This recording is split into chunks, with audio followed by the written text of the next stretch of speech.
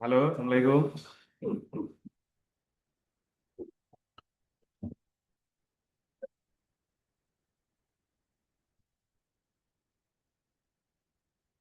Pak Nurul ya.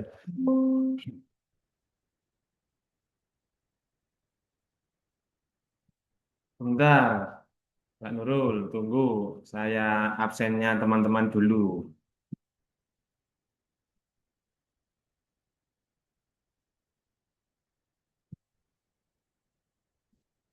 Kabar ya.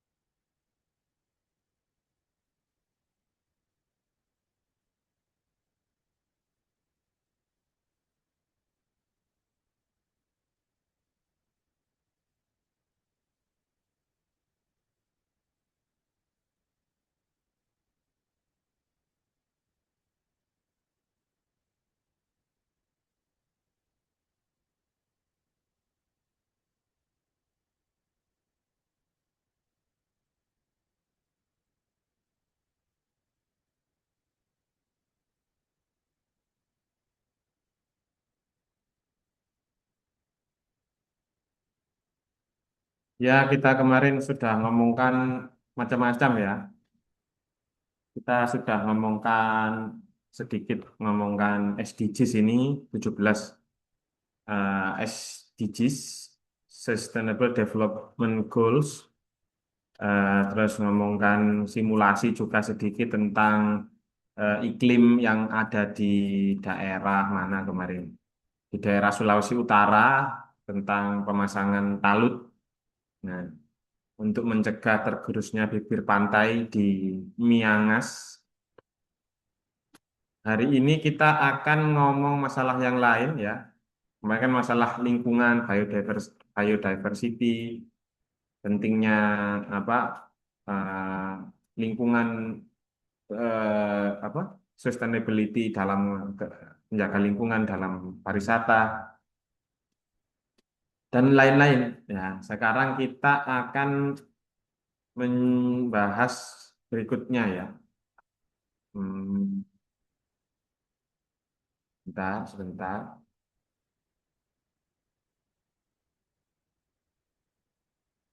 Ini kita hari ini akan membahas harusnya ini aja saya buatkan Google Drive ya, link Google Drive hari ini harus terkumpul yang tugas-tugas yang sudah saya harus dikumpulkan hari ini nih ya. Nah, hari ini teman-teman harus mengumpulkan eh, ini, mengumpulkan tugas yang kemarin saya kasih berupa apa kemarin itu membuat PPT atau makalah terkait tugas promosi wisata itu. Sekarang kita akan membahas ketahanan dan lokalitas. Sebentar, ini saya kopinya dulu. Terus teman-teman perkuliahan juga harus saya absensi ini yang datang cuma dua, Mbak Nurul dan Satria ini siapa? Satria ini Angger ya.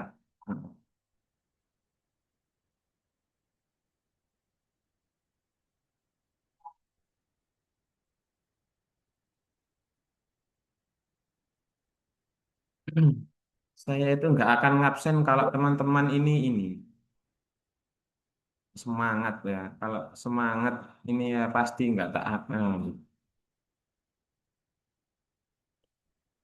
Kemarin sudah saya absen lihat ini yang datang -9. Kalau memang seadanya yang datang nggak ada ya nggak ada beneran. Ini. Yang datang kemarin itu Anggi sama ini tok kemarin yang tahun berapa itu kemarin. Tapi nggak ada yang datang. Ang, siapa ini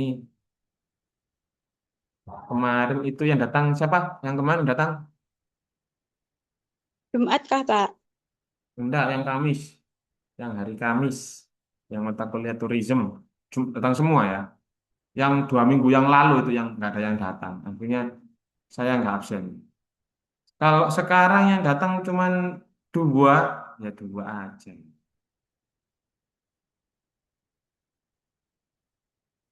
Pokok bahasan ketahanan pangan, pangan dan lokalitas. Mbak Nurul sama Angger. Nurul, Larissa nggak ada juga, Nurkoli juga nggak ada, Nurul Ma'rifatun ada, Afifatus, Afrido nggak ada, Andri nggak ada, Bagus nggak ada. Loh, Nger, kamu nggak ada namamu, Nger. Belum masuk ke sih, makanya harus ngomong ke dosen pembimbing kamu.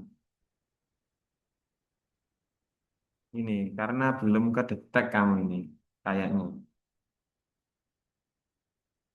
mata kuliah ini tuh.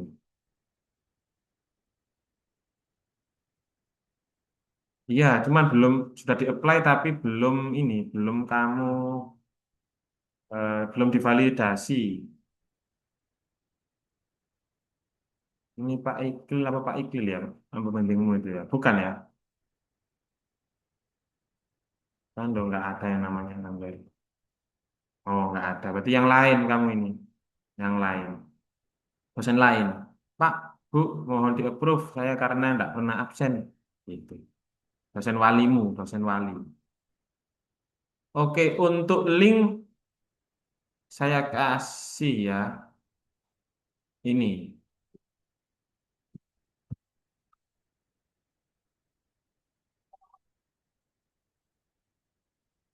bentar.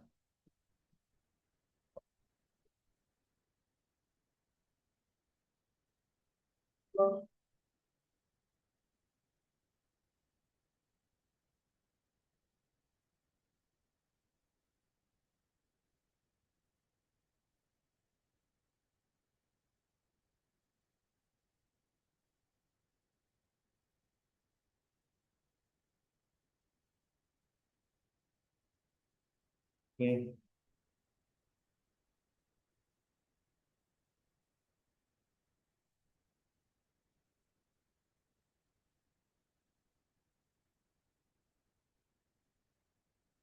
Eh,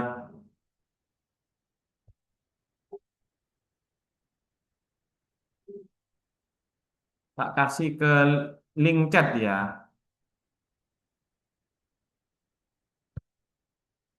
Oke, harap tugasnya dikumpulkan di sini. Linknya ini. Oke, sudah ya. Sekarang kita akan masuk ke materi selanjutnya. Kemarin kan masalah biodiversity, SDGs, dan pentingnya lingkungan dalam eh, kepariwisataan. Sekarang kita ke materi yang ketiga terkait ketahanan dan lokalitas.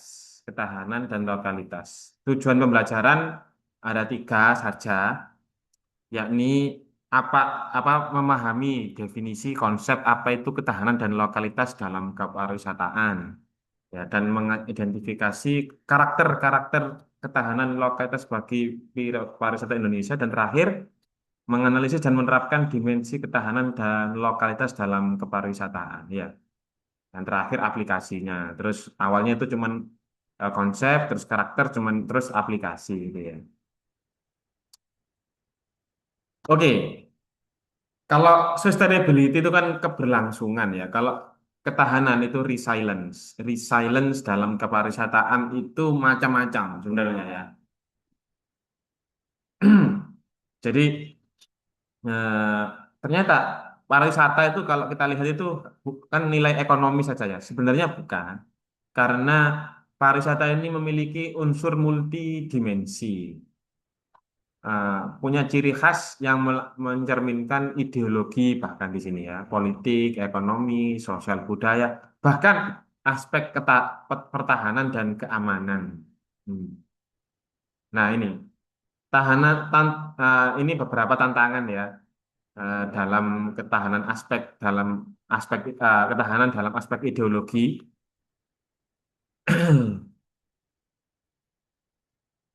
Pertama, ya, jadi kalau kita lihat kan kalau Pancasila ini kan persatuan bangsa, terus apa intinya ketahanan ideologi kan kita kan ideologi kan Pancasila ya. Cuman Pancasila ini lama kelamaan itu tergerus oleh ideologi atau gerakan-gerakan non Indonesia, gerakan internasional ya, yang ingin menjadikan bangsa, agama dan sebuah bangsa itu menjadi ini hilang apa ideologinya. Bahkan lebih memihak lebih memihak non Indonesia kadang-kadang pakai masyarakat kita itu ya. Jadi bahaya sekali karena lama kelamaan Indonesia tidak akan mencintai pariwisata lokal, tapi akan memilih ke luar negeri, gitu ya. Memilih bahkan bisa pindah warga jadi pindah ke luar negeri, warga negaranya jadi nggak warga negara Indonesia lagi. Bahkan terakhir ya, eh, komentar negatif itu saya amati gitu ya. Ternyata masyarakat Indonesia sebagian itu melalui apa sosial media dan apa media massa tertentu itu memang ada sengaja program yang ingin menggerus ideologi bangsa ini melalui pariwisata, melalui pariwisata. Nah, hal ini berbahaya. Tidak hanya ini ya, tidak hanya pariwisata ya. Eh, Bahkan di negara kita sendiri itu contoh kasus ya seperti ini kemarin. Misalkan kasus yang paling kemarin terkait perjanjian ATR antaranya Malaysia dengan Amerika itu diputus ya kan oleh pihak Malaysia. Lah ini memicu gelombang komentar negatif netizen Indonesia yang menyerang negaranya sendiri. Ya, jadi itu berbahaya. Jadi Indonesia seolah-olah membandingkan antaranya Malaysia dengan Indonesia gitu. Padahal saya yakin pihak pemerintah juga tidak tinggal diam. Mereka ada gerakan, cuman tidak serta-merta semuanya harus dijelaskan ke masyarakat Indonesia karena sifatnya rahasia. Dan sama halnya dengan pariwisata ini, ya. Sama halnya pariwisata ini contoh ya, selalu salah satu pantai private di Pecatu Bali yang dimiliki oleh sebuah hotel. Ya. Ini kamu kira hotel ini kamu pikir ini ya? Sebentar, sebentar, sebentar, telepon. Halo, ya, sekolah, sekolah, sekolah, sekolah. Umay seru lek sekolah.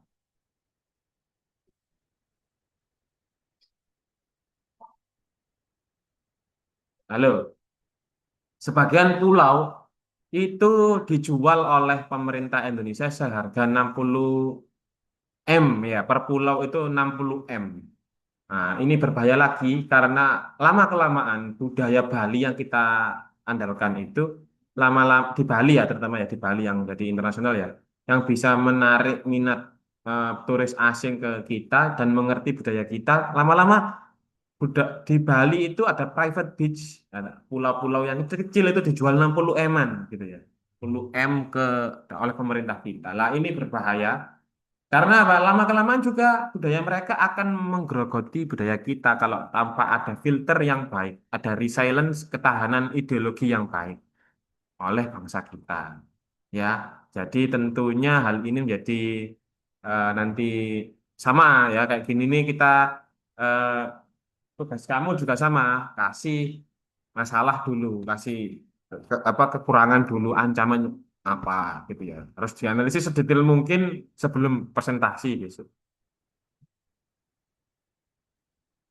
Oke, ada yang datang lagi.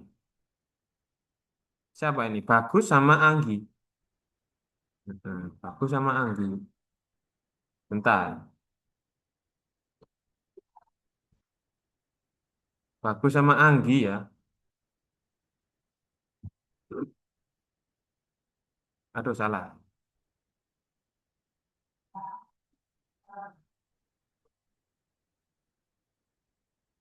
Halo, Bagus sama Anggi. Ada ini orangnya? Ada.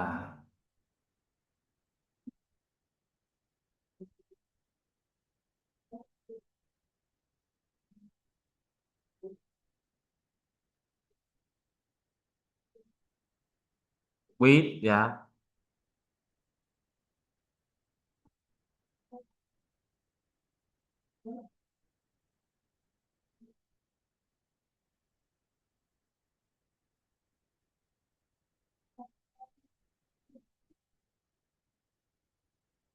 Renata, Bagus, Andri, Alfredo, Nurul, sama Andri. Oke.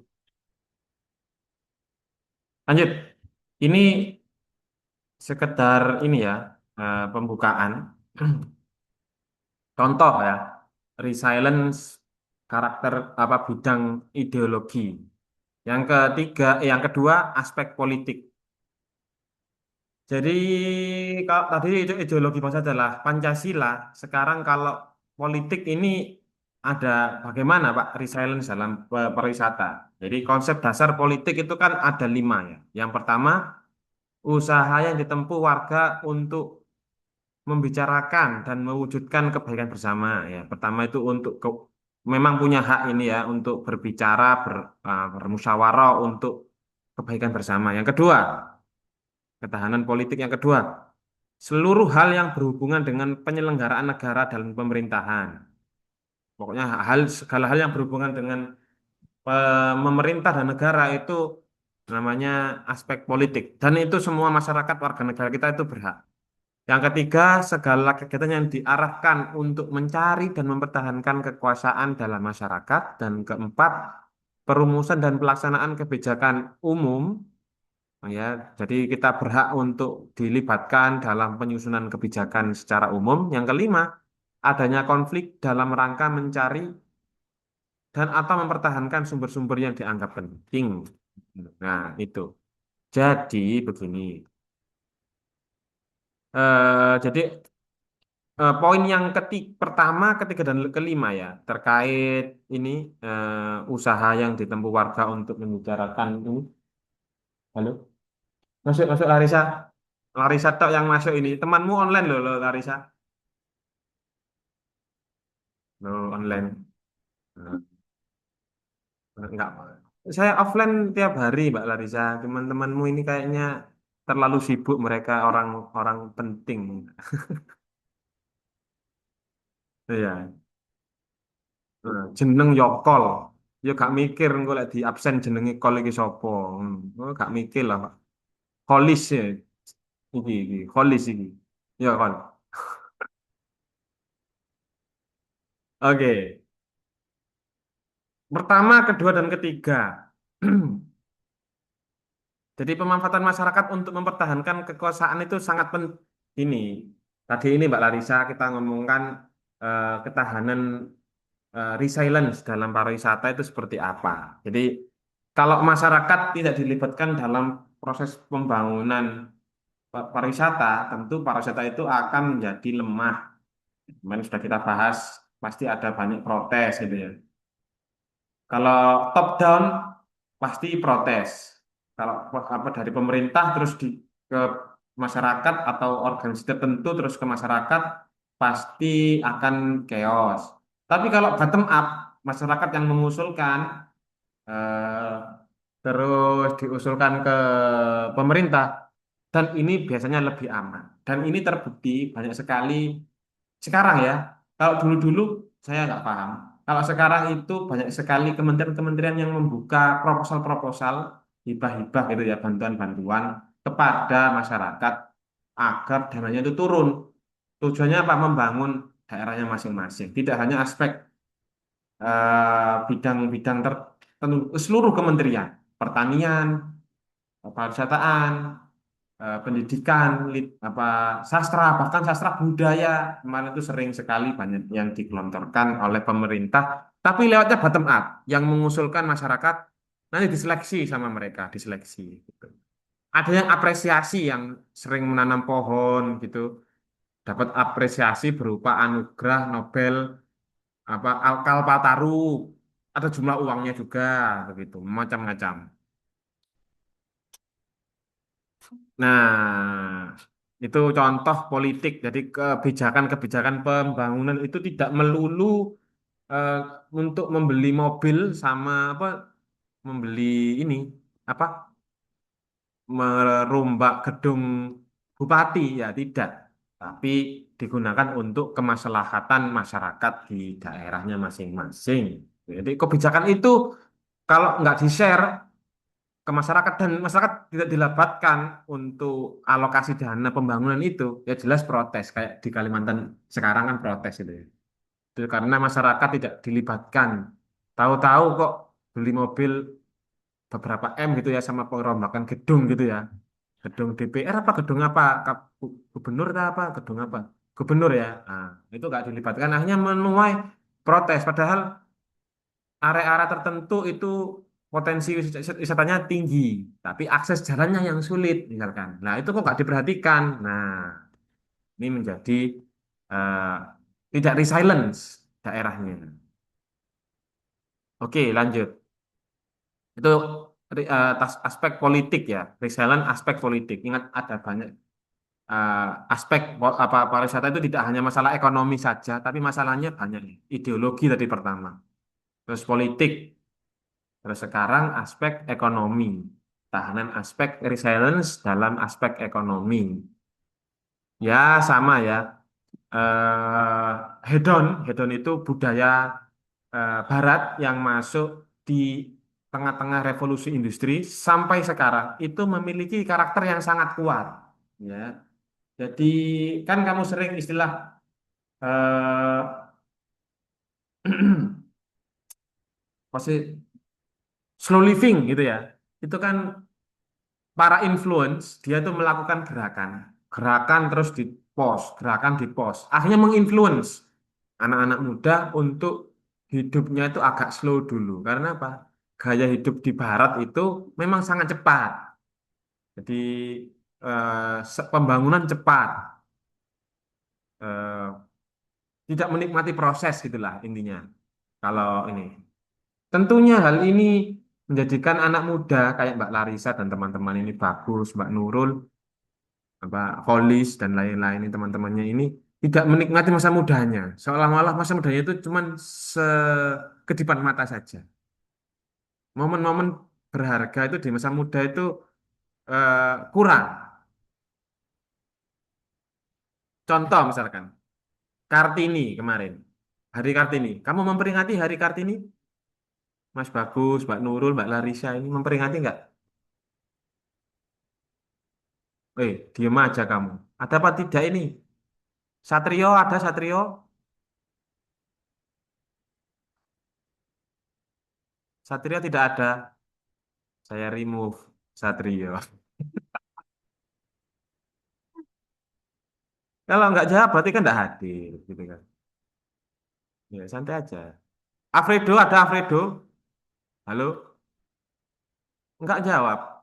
Ya di remove dong. Oke, begitu. Ya tuas saja mereka hadir tapi nggak interaksi. Anggi, Anggi nggak ada juga. Saya remove ini Anggi.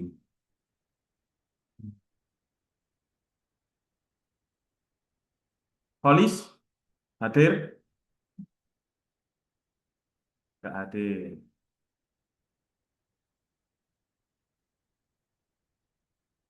Sepertinya minggu depan ini ya, teman-teman ada yang ambil data itu sekarang ini ya, setiap hari.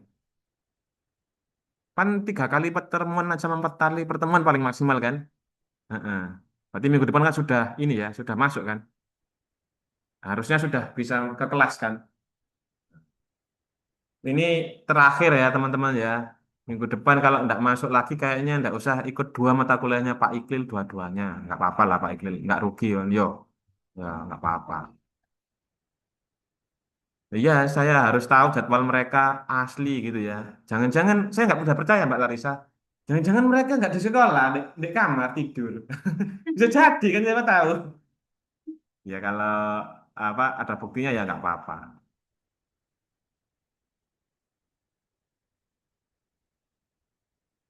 Ya, Mas Bagus sama Mbak Nurul tadi yang dengar suara saya, yang lainnya nggak dengar. Oke, lanjut. Ada lembaga dunia seperti UNWATO, ada yang tahu UNWATO? Ada yang tahu? Jadi UNWATO itu organisasi dunia yang melihat seberapa resilience Indonesia ini, terutama bidang pariwisatanya.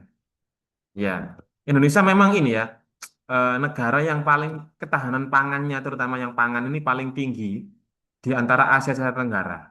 Kita tuh di bawahnya Afrika pas. Jadi masih aman lah, meskipun kita itu ada kayak COVID kemarin, Mbak Larissa ya, Mas Bagus sama Mbak Nurul, itu kita masih bisa bertahan. Meskipun ada perang misalkan ya, perang dunia tiga gitu ya, tetap tetap aman, kita tetap aman. Peringkat ke berapa gitu kita itu. Di Asia Tenggara nomor 1. Kalau di dunia tuh nomor berapa ya? Kira-kira nomor 11 lah, bawahnya Afrika. Dari seluruh dunia ada 70 berapa negara itu. Negara-negara besar. Cara satunya apa? Kalau caranya melihatnya organisasi itu. Lihat pariwisatanya masih. Waalaikumsalam. Nah, gitu dong. Iya, saya ulang.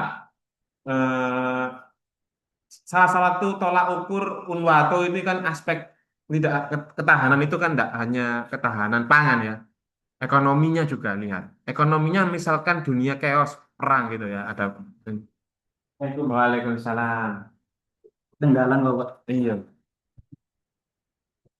Misalkan ini masih bisa bertahan begitu, masih bisa bertahan.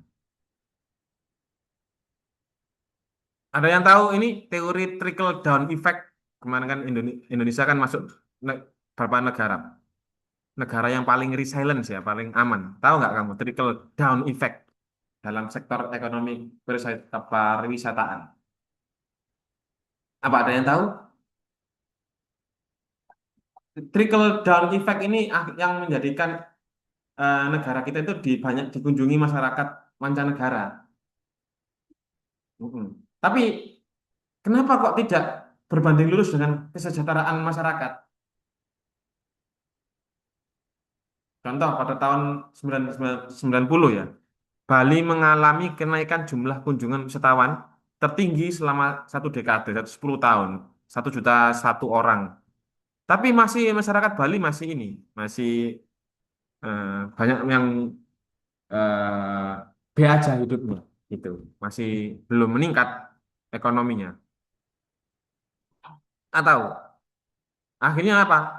Ini hal ini memicu kemarahan warga karena apa? Pihak mancanegara juga menimbulkan banyak kerugian gitu ya. Tidak karena nggak dilibatkan, akhirnya proteslah warga Bali ini untuk dilakukan bersama-sama. Ya, dilakukan melalui kegiatan secara aspek kekeluargaan antara pemerintah dengan pihak masyarakat.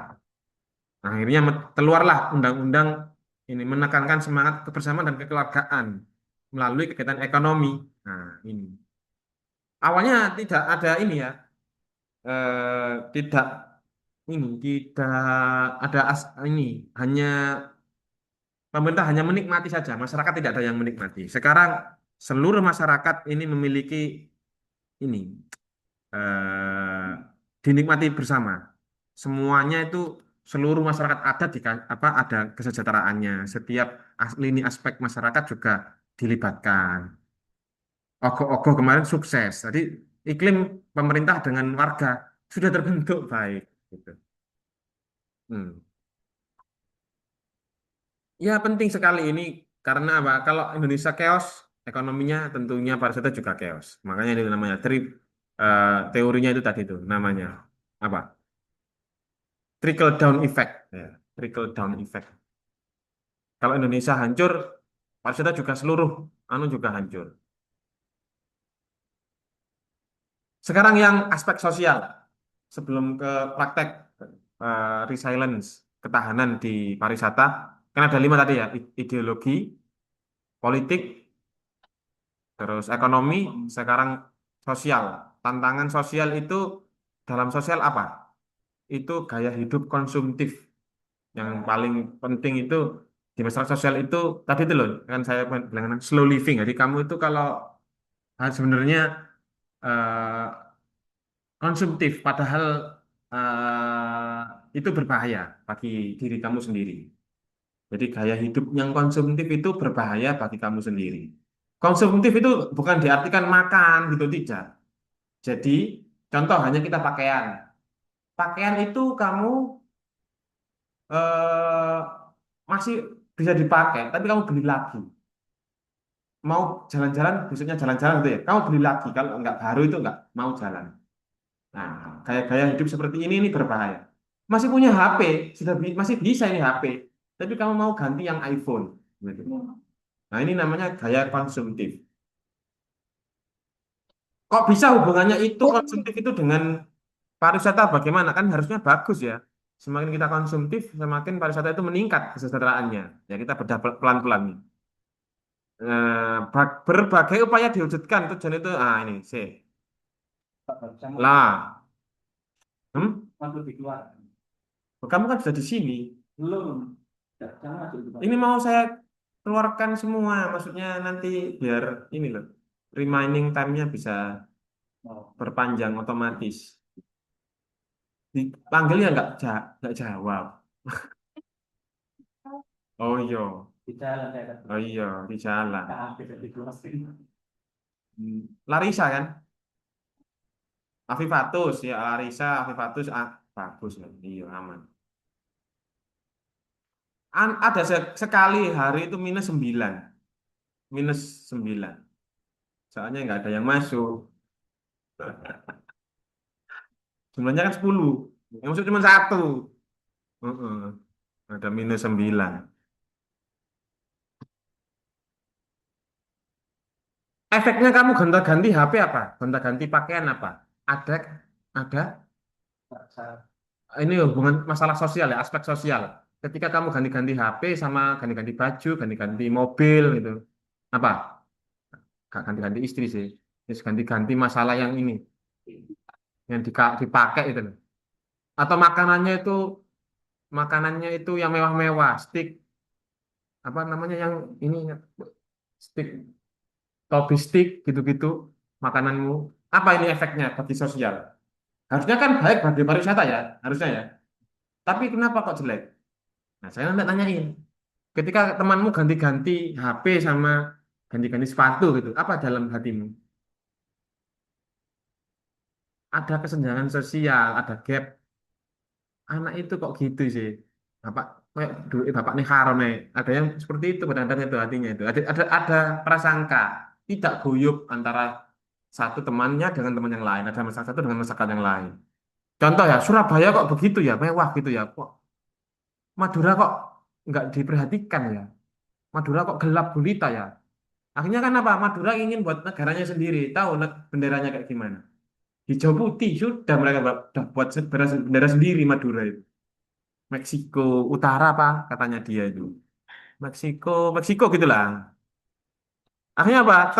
Terkotak-kotak dan cenderung individualis. Akhirnya apa? Gak ngereken. Di Bali juga begitu. Di Bali kan masif ya pertumbuhan pariwisatanya ya. Ternyata karena mereka hidupnya hedon, daerah tertentu saja, yang lain tidak. Padahal yang lain itu mempengaruhi contoh ya. Daerah pantai ini kan banyak turis. Daerah pegunungan jarang turis, ya kan? Air terjun kan jarang orang pergi. Ya ada teman lebih sering di pantai kan. Mereka sunbathing kan, ya kan.